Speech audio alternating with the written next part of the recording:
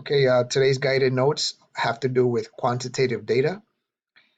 So remember that quantitative data has to do with quantities. So think of quantities and amounts. So before making a graph, decide if the data is categorical or quantitative.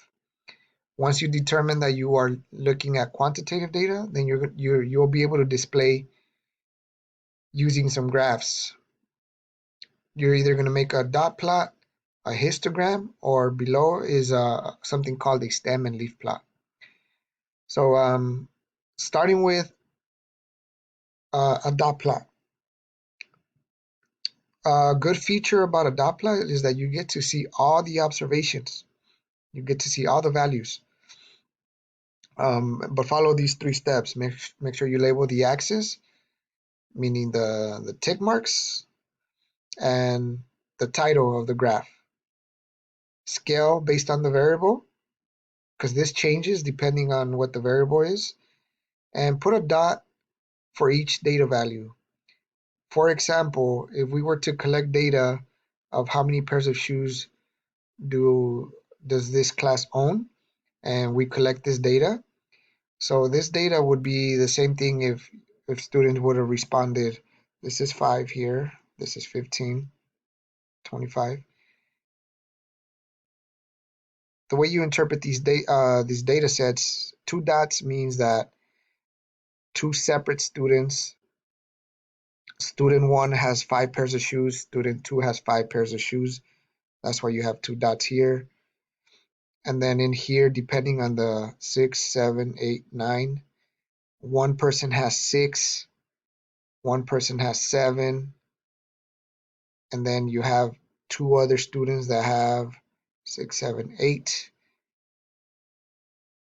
and so on until you get to the last value, which is one student has 30 pairs of shoes. I don't know who that is, but somebody has 30 pairs of shoes. And so if you have the data first, then you create your dot plot, and you just start putting a dot on top of each corresponding value. A histogram looks like the bar graphs. However, now the bars could touch, and in the histograms they were separated.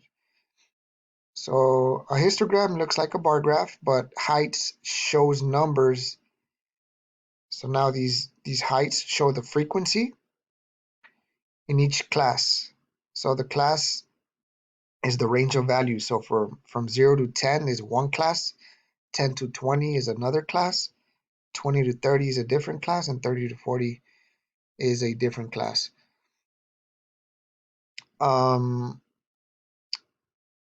you would divide the range of data into classes of equal width. So notice that these widths are by 10. So you would divide that into equal widths. Notice that the bars don't touch. I mean, the bars do touch. They're allowed to be side by side. They're able to share a wall with each other. Um, use Histograms are used for large sets of data. For example, n, lowercase n represents a sample size. So for values that are 50, a sample size with 50 or more, a histogram would be a good choice. However, unlike the dot plot, the histogram does not show individual values, right? So the takeaway from this histogram down here is that 6, 7. If you see this histogram and this is all you have, the information that I could tell is that 7 students own between 0 to 9 pairs of shoes. And that is evident by the dot plot up here.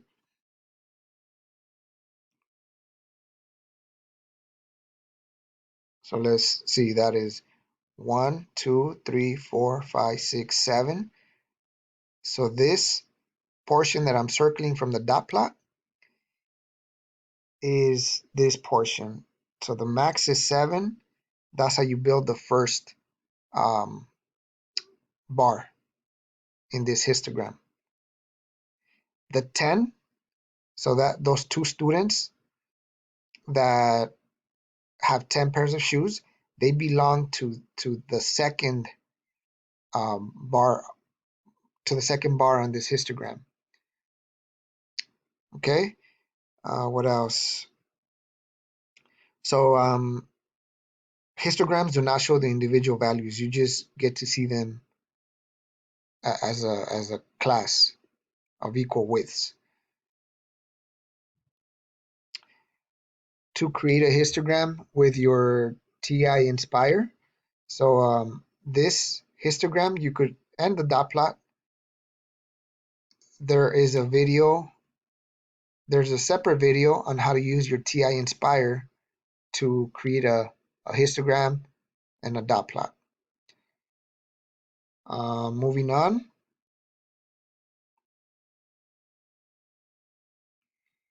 here is some information for a stem and leaf plot. Okay, so a stem and leaf plot, it is called a stem and leaf plot because as you can see from this picture, we're gonna hold these numbers here. This is what we refer to as the stem, and these extra numbers over here would be like the leaf.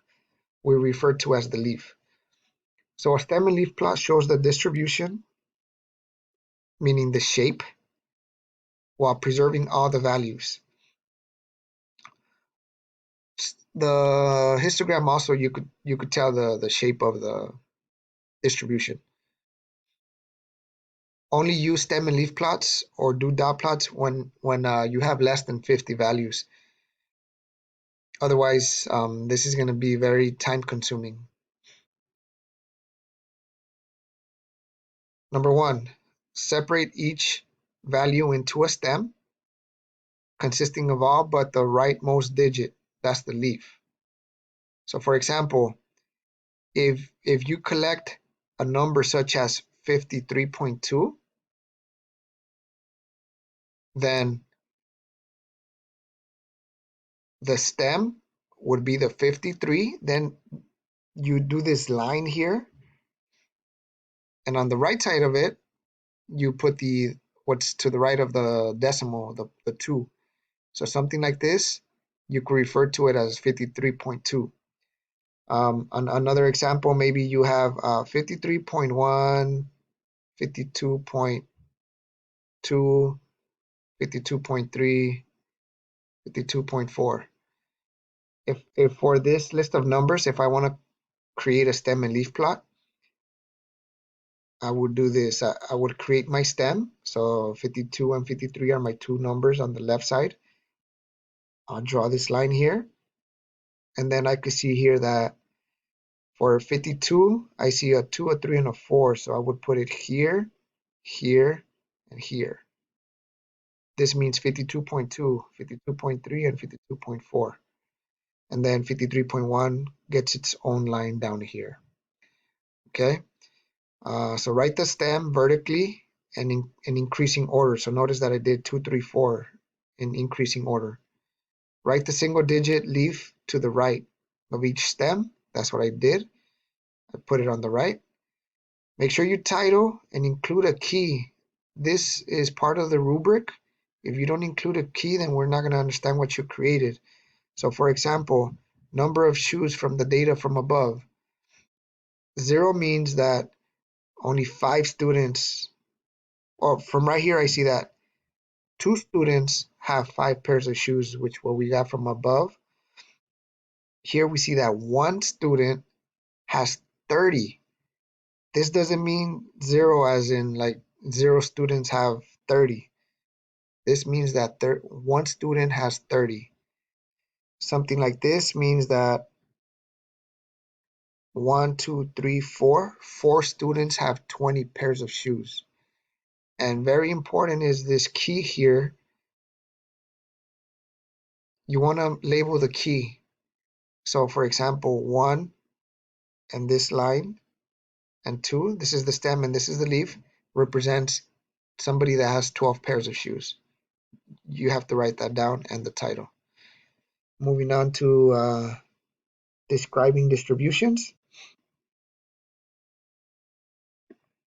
So when you're describing distributions, we want to introduce you to this acronym called SOX. There are different acronyms out there.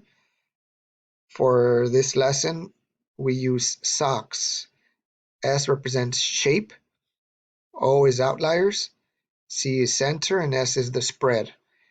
There are different graphs or distributions out there. So for example, a picture like this is a picture of a bimodal distribution, meaning that you have two tall bars, meaning these two are the numbers that happen the most. And then if you have something like this that it looks pretty almost like a rectangle here that nobody is really, there's no real peaks, then this is called a uniform distribution, or it's just something like that.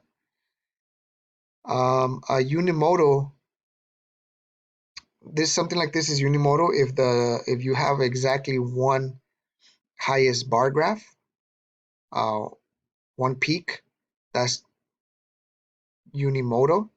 And notice that this is approximately symmetric. So if it looks like it's almost like a mirror image, and you could use this word approximately. It doesn't have to be a perfect mirror image, like from the left and the right side. If you were to split this up, it doesn't have to be perfectly symmetric or equal. You could use approximately. This picture down here is skewed left. Um, there's a so the peak comes here, and then the tail end, the tail end of this picture is on the left side. So then you would say that this is skewed left. If the peak comes first and then it dies off and the tail is on the right, then you call it skewed right. You'll get that. All right. So now a little bit about each of the letters here. S stands for shape. What does it look like? Does it have any peaks? Like this peak here or a bump. This is unimodal, meaning that there's only one tall bar graph. Something like this is bimodal, meaning there's two modes. There are two values that happen the most. And then if there are no apparent peaks, then this is uniform. Symmetric, if the right and the left sides are mirror images of each other. And remember, you could use approximately symmetric.